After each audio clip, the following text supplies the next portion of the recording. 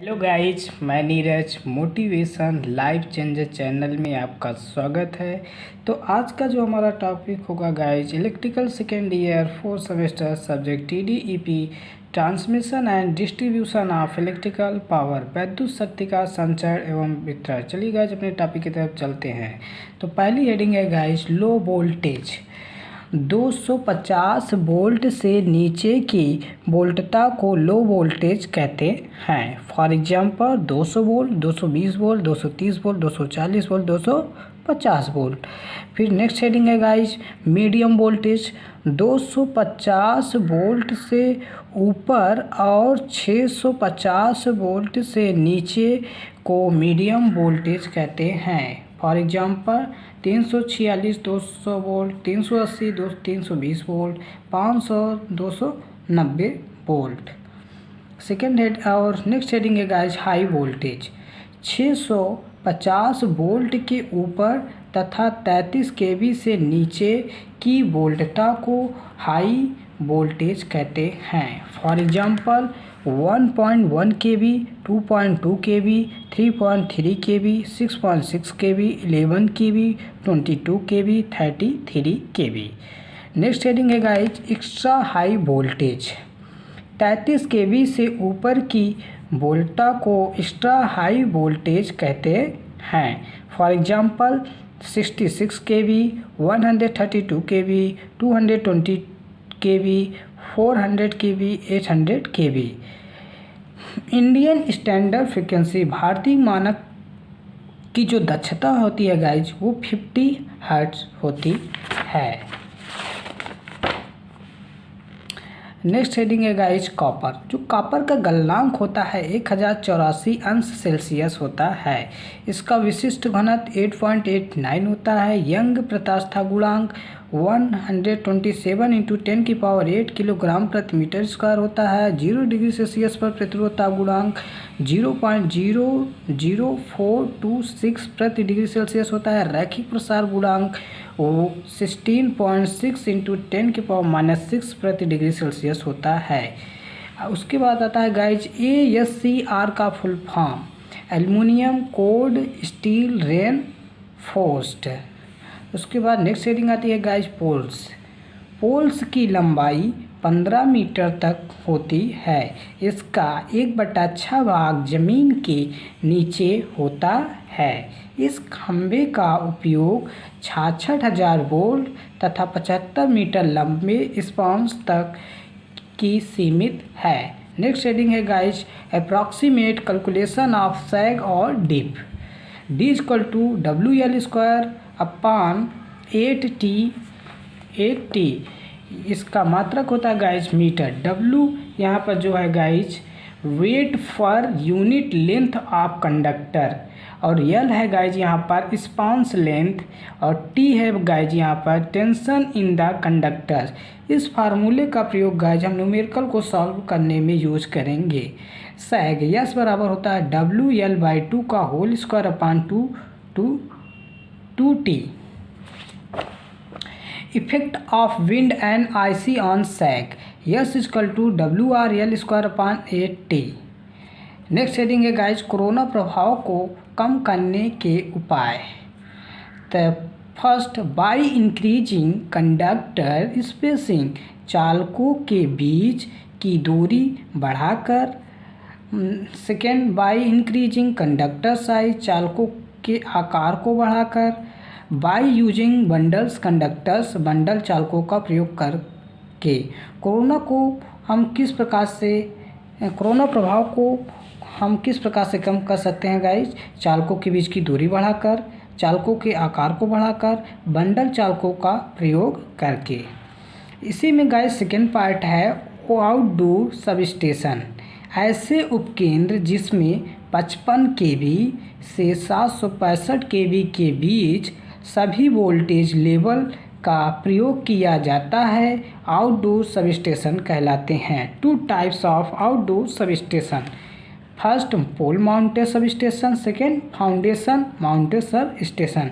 पोल mounted substation इस प्रकार के उपकेंद्र का प्रयोग डिस्ट्रीब्यूशन ट्रांसफार्मर जिसकी क्षमता 250 केवीए तक हो को सपोर्ट में प्रयोग किया जाता है। नेक्स्ट हेडिंग है guys outdoor sub station. Outdoor हो गया गाइस इंडोर सब स्टेशन। इस प्रकार के उपकेंद्र सामान्य तथा 11 केवी तक के लिए होते हैं, किंतु इसे 33 केवी या 66 केवी तक खड़ा किया जा सकता है। Distribution transformer. The distribution transformer is a main and largest equipment of distribution sub station. इसका प्राइमरी वोल्टेज होता है गाइस 33 केवी और 11 केवी, और सेकेंडरी डिस्ट्रीब्यूशन वोल्टेज होता है गाइस 415 से 440 वोल्ट। उसके बाद नेक्स्ट हेडिंग है guys circuit breaker. Circuit breaker किसे कहते हैं? सर्किट ब्रेकर एक ऐसा उपकरण है जो सप्लाई में किसी भी प्रकार का फॉल्ट या शॉर्ट सर्किट हो जाए तो वह स्वतः कट ऑफ हो जाता है, यानी बंद हो जाता है। सामान्यतः डिस्ट्रीब्यूशन सब स्टेशन पर तेल परिपथ ब्रेकर, निर्वात और वायु परिपथ ब्रेकर का प्रयोग किया जाता है। अब नेक्स्ट हेडिंग देखते हैं गाइस एयर ब्रेक स्विच और इंसुलेटर स्विच। इलेक्ट्रिकल इंजीनियरिंग में एयर ब्रेक या आइसोलेट स्विच ऐसी युक्ति है जिसका उपयोग पावर सप्लाई के किसी पार्ट को पूर्णतः आइसोलेट यानी पृथक करने के लिए किया जाता है, ताकि किसी उपकरण के रख रखाव के लिए एवं लोड को परिवर्तित करने के लिए एक बस बार से दूसरे बस बार पर किया जा सके। अन्य स्थितियों में स्विच को बंद करने के लिए स्विच का उपयोग नहीं किया जाता, बल्कि ब्रेकर आदि का उपयोग किया जाता है। नेक्स्ट हेडिंग है गाइस इंसुलेटर। विद्युत रोधी या कुचालक का मुख्य कार्य लाइव कंडक्टर तार या उपकरणों को विभिन्न वोल्टता पर जमीनी संरचनाओं के साथ अलग इंसुलेट करना है तथा साथ ही साथ मैकेनिकल सपोर्ट प्रदान करना है। नेक्स्ट हेडिंग है गाइस बस बार अरेंजमेंट। बस बार एक कंडक्टर है जो दो या अधिक उपकरण जो आसपास स्थित हों को जोड़ने में प्रयोग किया जाता है जब धारा का प्रवाह बहुत अधिक हो। यानी बस बार एक कंडक्टर है जो दो या अधिक उपकरण जो आसपास स्थित हों को जोड़ने में प्रयोग किया जाता है जब धारा का प्रवाह बहुत अधिक हो। नेक्स्ट हेडिंग है गाइस कैपेसिटर बैंक। एक संधारित्रों के श्रेणी समांतरों का संयोजन है जो सप्लाई के पावर फैक्टर को बेहतर या सुधारने के लिए प्रयोग किया जाता है। यह रिएक्टिव जनरेटर की तरह कार्य करता है। किसकी तरह कार्य करता है? रिएक्टिव जनरेटर की तरह कार्य करता है। इसी में गाइस थर्ड पार्ट है पावर फैक्टर। किसी भी प्रत्यावर्ती धारा परिपथ का शक्ति गुणांक परिपथ की वास्तविक शक्ति एवं आभासी शक्ति का अनुपात है। पावर फैक्टर क्या है गाइस? किसी भी प्रत्यावर्ती धारा परिपथ का शक्ति गुणांक परिपथ की वास्तविक शक्ति एवं आभासी शक्ति का अनुपात है। cos फाई इक्वल टू होता है true power upon apparent power. cos phi equal to P upon V I K W upon K V A. इसका क्या है गाइस? मात्रक है। पावर फैक्टर बराबर V I cos phi equal to P F, यानी power factor बराबर R by Z resistance upon impedance. Effect of low power factor efficiency I square R directly proportional 1 upon cos square theta. Low power factor पर शक्ति हानियाँ अधिक होने के कारण विद्युत संचरण दक्षता तथा विद्युत वितरण दक्षता का मान घटता है। उसके बाद गाइस नेक्स्ट हेडिंग आती है वोल्टेज ड्रॉप।